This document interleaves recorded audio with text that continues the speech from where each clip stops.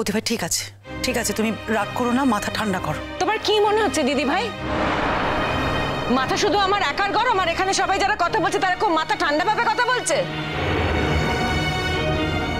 ঠান্ডা মাথায় এরা খুন অবধি করতে পারে। এমন এমন ভাষা এরা কথা বলছে যে আমার অপমানের কোনো শেষ থাকছে না। হ্যাঁ, আমি নতুন ঠাকুরপোর বাড়ি গিয়েছি তাকে কিছু গয়না দিতে, সেই গয়নাগুলোই কিন্তু সে তার বউকে দেবে।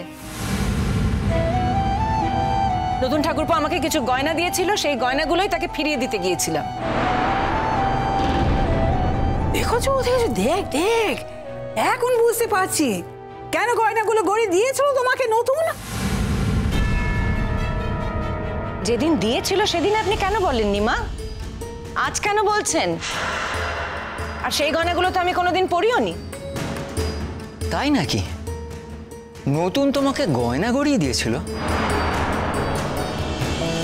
আমি তো বুঝতে পারছি না। না মানে আমার ছেলে মেয়েদেরকে দেখা, সংসারটাকে আগলানো এসব তো বুঝতে পারি, কিন্তু তোমাকে গয়না গড়িয়ে দেওয়া মানে আমার স্ত্রীকে আর একজন, সে না হয় আমার বন্ধুই হলো নতুন, কিন্তু গয়না গড়িয়ে দেওয়াটা সেটা তো কি? সেটা সেটা কি? 20 বছর তুমি কোথায় ছিলে সেই নিয়ে আমরা কি কোনো প্রশ্ন করেছি, জানতে চেয়েছি? তুমি বলছো তুমি একটা হোমে ছিলে, কিন্তু তুমি যে অঞ্চলের হোমে ছিলে বলে ক্লেম করছো সেখানে তোমার মতো কেউ ছিল না, তোমার নামের কেউ ছিল না।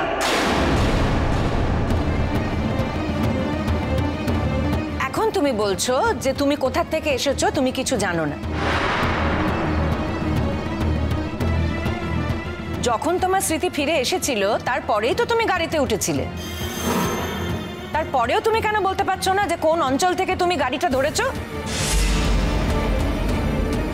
এত কিছু তোমার মনে আছে অথচ তোমার এইটুকু মনে নেই। কমলিনী, তুমি আমাকে এইভাবে অবিশ্বাস করছো?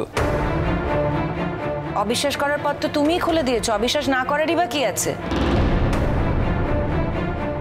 অবিশ্বাস করার মতোই কাজ তো করছো তুমি। তুমি যদি আমাদেরকে বলতে যে আমি অমুক হোমে ছিলাম তাহলে তো সেই হোমে আমরা খোঁজ নিতে পারতাম। কই, তুমি তো কোনো হোমের নাম বলতে পারছো না। তোমার প্রতি আমাদের কোনো সন্দেহ থাকতো না, কিন্তু তুমি কিছুই বলতে পারছো না। কোন স্টেশন থেকে গাড়ি ধরেছো সেটাও তুমি বলতে পারছো না। অথচ তুমি একদম ফিট ফাট ফুলবাবু হয়ে স্টেশন থেকে ট্রেন ধরে একেবারে ঠিক জায়গায় এসে পৌঁছেছো। উত্তর দাও, এটা কি করে সম্ভব হলো? এত কিছু তোমার মনে আছে অথচ কোথা থেকে ট্রেন ধরেছো সেটাই তুমি বলতে পারছো না। এই প্রশ্নগুলো তোমাকে কেউ করছে না তার মানে এই নয় কিন্তু যে এই প্রশ্নগুলোর মুখোমুখি তুমি হবে না। আর এর পরেও তুমি বলছো যে চিঠিটা আমি পেয়েছিলাম সেটা একটা সাংকেতিক চিঠি।